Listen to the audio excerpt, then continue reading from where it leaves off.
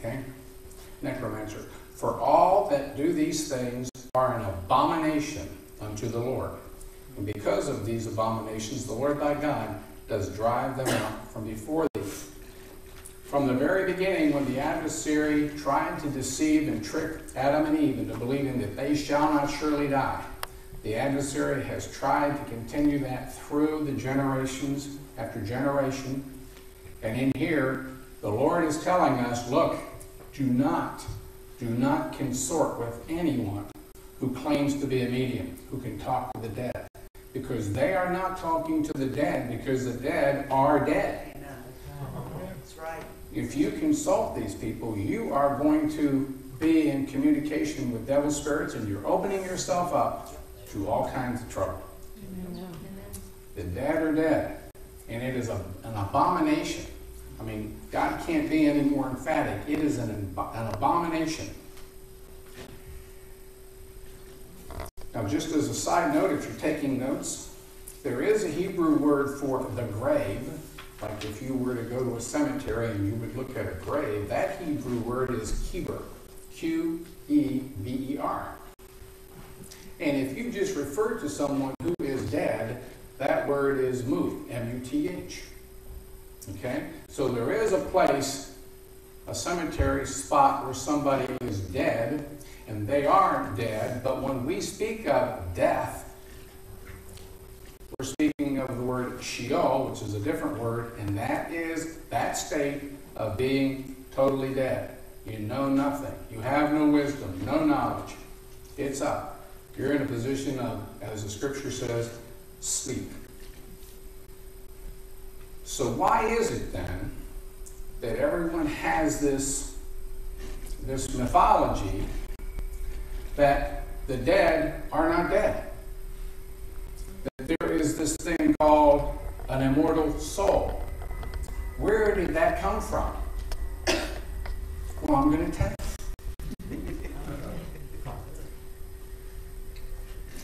In around 320 BC, I'm going to give you a real brief history lesson and a real brief Greek mythology lesson, which seems like it's really departing from the subject, but actually it's very important.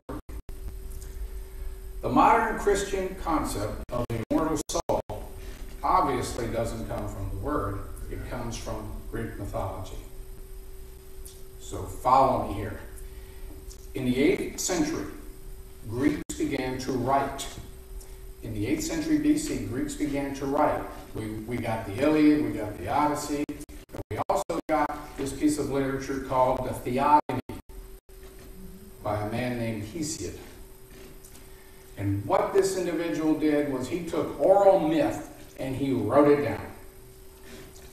And it was nothing more than the Greeks, who were pagans, it was their way of trying to determine just exactly why there is a sky, why there is the earth, why there is lightning, why there is the sea. And so they came up in this mythology with these anthropomorphic deities. Means that these are gods who have human qualities. And I'm sure we've all seen films and read books about Jason and the Argonauts and Zeus and all these others. Well, that's where it comes from, this book, the Theogony. And literally what this guy was trying to explain in this book was how these gods came into existence.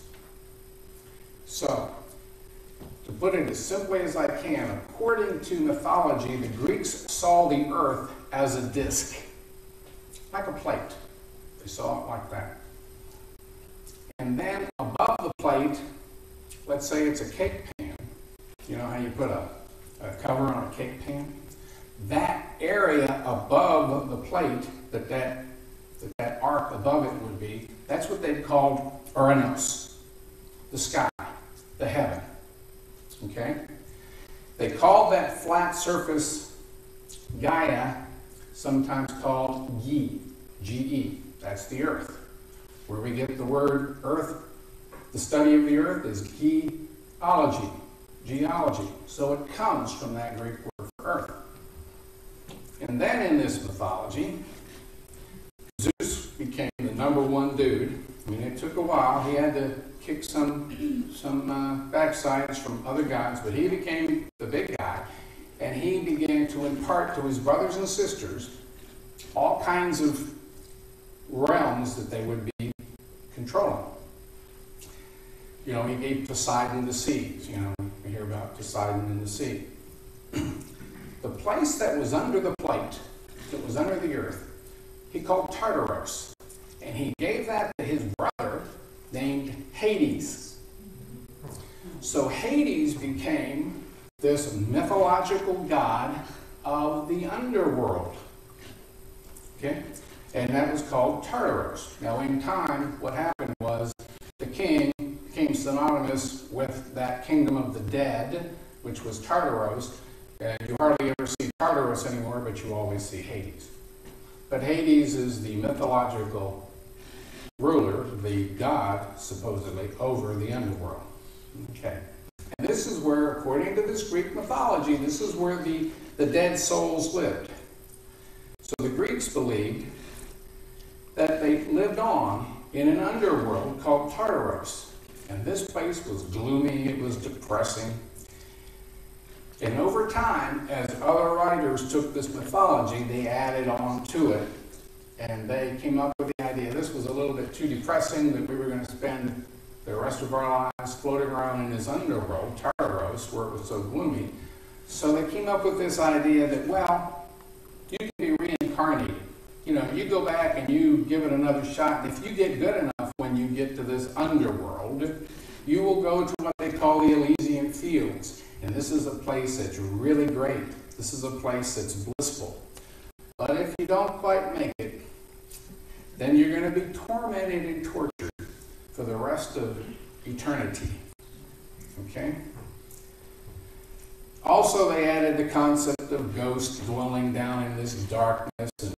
And so all of these devilish ideas came from that pagan culture.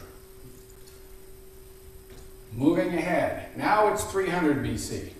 The Greeks, under Alexander the Great, have taken over the world, and one of those places is Israel. And they dominate Israel for over 200 years. Or 200, they get the whole world, but also Israel. What happens is, if you heard the word Hellenistic period or being Hellenized, what happens is that everybody becomes Greekized. So this Greek culture becomes really much part of the culture of the known world then, including Israel. So much so that the Jews are now speaking Greek. They're speaking, some of them are speaking Hebrew, some are speaking Greek. So they came up with this idea around 250 BC that they're going to rewrite the Hebrew Bible. But they're going to write it in Greek so that more people can understand it.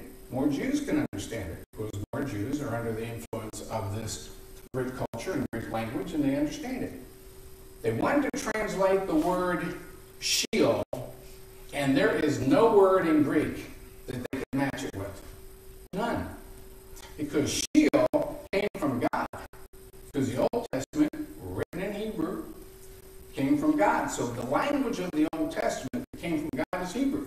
They cannot find that exact word. I mean, I had to go into some detail to explain what Sheol means, because there's no word in English that really explains the state of the grave, the state of gravedom, the state of death. And so what they did was, where the word Sheol was in the Hebrew Bible, what we call the Old Testament, they put the word Hades in. Now, people reading Scripture for the first time are not reading the state of death. They're reading the underworld, that which is under the surface of the earth, where you're going to be tormented if you're not good, but you're going to be treated really nice and blissfully if you're really good, and if you're bad, you're going to be tortured. So it's as simple as that. The good and the bad, they both go in under the ground. Good get treated well, bad not so good. Okay? So that creeps in to the Old Testament. Now, Jesus comes, and of course he has to confront this, because this confusion is amongst the Jews of his time.